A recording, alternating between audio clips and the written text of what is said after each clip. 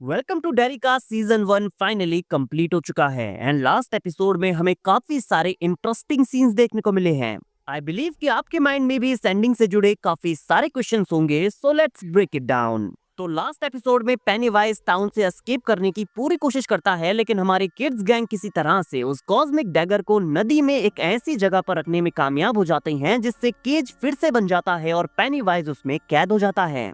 इस अटेम्प्ट में उनके साथ रिच भी शामिल होता है, जिसकी स्पिरिट यहाँ पर इस बैरियर को दोबारा से बनाने में अपने फ्रेंड्स की हेल्प करने आती है।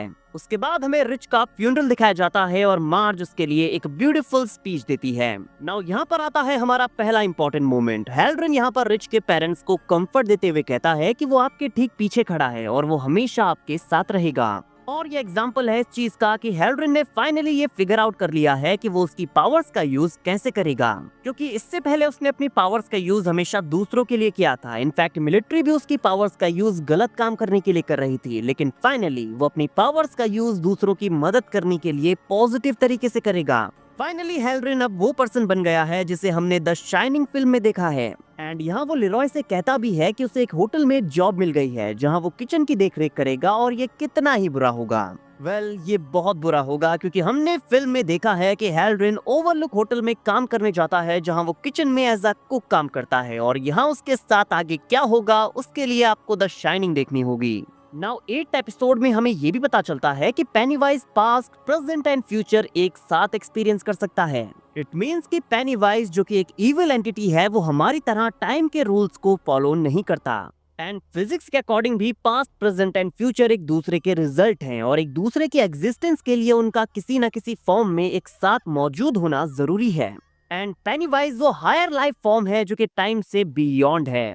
एपिसोड 8 की स्टार्टिंग में हम देखते भी हैं कि कैसे वो फ्यूचर में झांक सकता है और उसके अकॉर्डिंग फॉर्म्स भी ले सकता है। इस सीन में हम पेनीवाइज को एक लेडी के फॉर्म में देखते हैं जो कि स्टार्टिंग में एक शॉप की विंडो से झांक रही थी, और ये लड़की एक्चुअली बैटी रिप्सन है जो 1989 में पेनीवाइज का शिकार बनी थी। तो पेनीवाइज उस कैरेक्टर के रूप में भी अपीयर हो सकता है जो अभी पैदा ही नहीं हुआ है। और यही चीज पेनीवाइज यहाँ पर मार्ज के साथ भी करता है। वो रिवील करता है कि एक दिन उसका नाम मार्गरेट टोजर होगा और उसका एक लड़का भी होगा जिसका नाम वो रिची रखेगी। यहाँ तक कि वो रिची का वो मिसिंग पोस्टर भी यहाँ पर निकालता है जिसका यूज उसने 1989 में रिची को डराने के लिए किया था।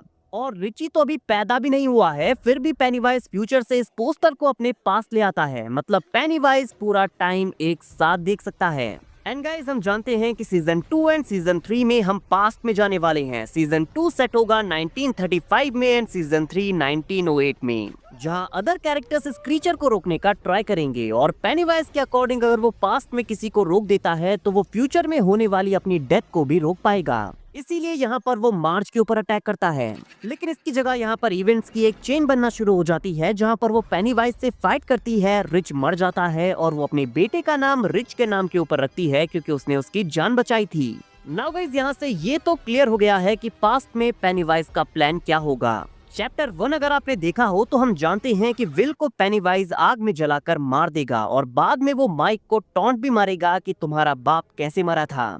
और अगर आप विल की डेथ के आर्टिकल को पढ़ेंगे तो यहाँ फायर के ऊपर इट बना हुआ है, जो कि सबूत है इस चीज का कि विल की मौत के पीछे पेनीवाइज का हाथ था। और वेलकम टू डेरी के इस सीन में जब इट विल को नदी के पास पकड़ता है तो वो उससे कहता है कि तुम भी जलोगे। तो पेनीवाइज लूजर्स क्लब के मेंबर्स के एक पेरेंट को मार देगा क्योंकि उसका लड़का माइक उसे फ्यूचर में मारने वाला है। नाउ सीजन 1 में पेनीवाइज मार्ज और विल को नहीं मार पाया, तो हो सकता है कि सीजन 2 में वो उनके पेरेंट्स को मारने के लिए जाए। मे बी जैसे विल को पेनीवाइज ने फायर में जलाकर मारा था, तो हो सकता है कि लिली के फादर ने भी पास्ट में पेनीवाइज के साथ पंगा लिया हो और पेनीवाइज ने उसे मार दिया हो। सीजन 2 में हम लिली के फादर को उसके बचपन में पेनीवाइज को डिफीट करते हुए देख सकते हैं, और क्योंकि पेनीवाइज को पता है कि लिली उसकी डिफीट का रीजन बनने वाली है, इसीलिए वो उसके फादर को टारगेट करेगा।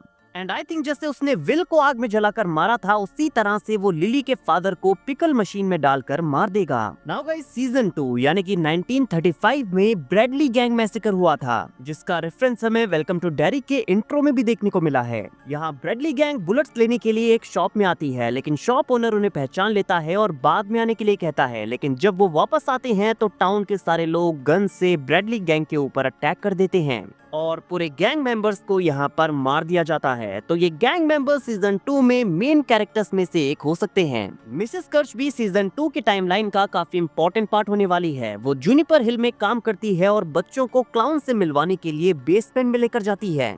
आई थिंक सीजन 2 में वो पेनीवाइज को डिफीट होते हुए देखेगी। पेनीवाइज का पास्ट, प्रेजेंट एंड फ्यूचर में एक साथ देखना यहाँ पर ये भी एक्सप्लेन करता है कि उसने मिसेस कर्च को 1935 या ब्लैक स्पॉट पर ही क्यों नहीं मारा। क्योंकि वो जानता था कि फ्यूचर में बेवरली को डराने के लिए मिसेस कर्च की फॉर्म काम आएगी, इसीलिए वो उसे बूढ़ी होने देता है, ताकि बूढ़ी होने पर जब बेवरली की मदर सुसाइड करेगी तो बेवरली के पास जाकर मिसेस कर्च अपनी वही क्रीपी लाइन कहेगी कि डेरी में कोई मरता नहीं है। और मिसेस कर्च का हर साइकिल में जिंदा रहना यहाँ पर एक्सप्लेन करता है कि वो क्यों कहती है कि डेरी में कोई मरता नहीं है। वो 1908, 1935, 1960s और 80s के टाइम पर भी जिंदा थी, तो उसने through out the time in सारे कैरेक्टर्स को जूनिपर हिल में बार बार वापस आते हुए देखा है। शायद उसने पेनीवाइज को उन लोगों की फॉर्म लेते हुए देखा होगा जिनसे वो कई सालों बाद मिली होगी, इसीलिए वो पागल हो जाती है। इधर रोज ने अपना फार्म लेरॉय एंड शार्लेट को बेच दिया है और उन्हें डेरी का गार्डियन बना दिया है। बट इट चैप्टर 1 में हम देखते हैं कि उसकी फैमिली के साथ काफी बुरा होता है और लेरॉय विल की डेथ के बाद माइक को रेज करता है। बट अपनी फैमिली की तरह माइक भी डेरी में रहकर इसे गार्ड करने का फैसला करता है, जबकि लूजर्स क्लब के सारे मेंबर्स डेरी छोड़कर चले जाते हैं। नाउ विल के साथ क्या होगा ये हम ऑलरेडी जानते हैं, लेकिन रॉनी के कैरेक्टर का फ्यूचर थोड़ा सा कॉम्प्लिकेटेड है। बुक के अकॉर्डिंग रॉनी कोई ज्यादा इंपॉर्टेंट कैरेक्टर नहीं है, वो 10 साल की उम्र में ही मर जाती है और इट चैप्टर 1 में यहाँ पर बेवरली पाइप के थ्रू उसी की आवाज सुनती है। बट आई थिंक शो में उसके कैरेक्टर को थोड़ा सा और इम्पोर्टेंट बनाया गया है एंड आई थिंक वो आगे चलकर विल के साथ शादी कर लेगी और वो दोनों बाद में यहाँ पर जलकर मर जाएंगे। बट फिलहाल अभी वो अपने फादर के साथ डेरी छोड़कर चली गई है।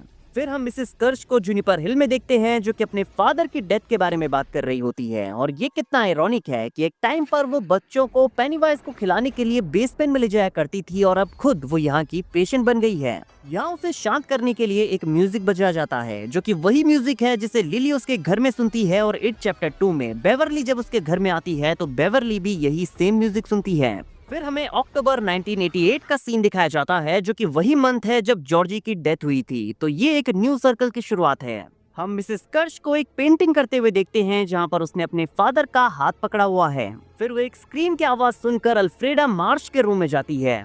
अल्फ्रेडा ने सुसाइड कर लिया था और यहाँ पर हम बेवरली और उसके फादर को देखते हैं। एंड आई थिंक हो सकता है कि अल्फ्रेडा को भी पेनीवाइज ने मारा हो। बट हमें यहाँ पर ये फाइनली पता लग गया है कि इट ने बेवरली से इट चैप्टर 2 में मिलने पर मिसेस कर्च की फॉर्म क्यों ली। क्योंकि ये बेवरली की लाइफ का सबसे ट्रॉमेटाइजिंग मोमेंट था और उस टाइम पर मिसेस कर्च वहाँ पर प्रेजेंट थी और वो कहती है, No one who dies here ever really dies. And it chapter 2 में पेनीवाइज मिसेस कर्च का फॉर्म लेकर बेवरली से यही कहता है, No one who dies here ever really dies. तो ये सब कुछ पेनीवाइज बेवरली को डराने के लिए करता है। बट कहीं ना कहीं मुझे मिसेस कर्च के कैरेक्टर के लिए भी बुरा लगता है, क्योंकि एक छोटी सी बच्ची जिसके फादर को इट ने उससे छीन लिया, अपनी पूरी जिंदगी अपने फादर को ढूंढने में लगा देती है। उसने अपने फादर के फेस को देखने के लिए न जाने कितने ही लोगों को मरवाया। उसे उसके हस्बैंड ने भी हमेशा अब्यूज किया एंड फाइनली जब वो पूरी तरह से पागल हो गई है तो वो जूनिपर हिल में ही मर जाएगी। So guys welcome to Derry का सीजन 1 इसी के साथ फाइनली खत्म हो जाता है। मुझे सीजन 1 काफी पसंद आया। सीजन 2 एंड सीजन 3 का भी मुझे बेसब्री से इंतजार है। गाइज आपको वेलकम टू डेरी का सीजन 1 कैसा लगा और सेकंड एंड थर्ड सीजन के लिए आप कितने एक्साइटेड हैं कमेंट करके जरूर बताइए। वीडियो अगर अच्छी लगी हो तो वीडियो को लाइक और चैनल को सब्सक्राइब करना ना भूलें, बिकॉज ऐसी ही अमेजिंग वीडियोस हम डेली लाते रहते हैं।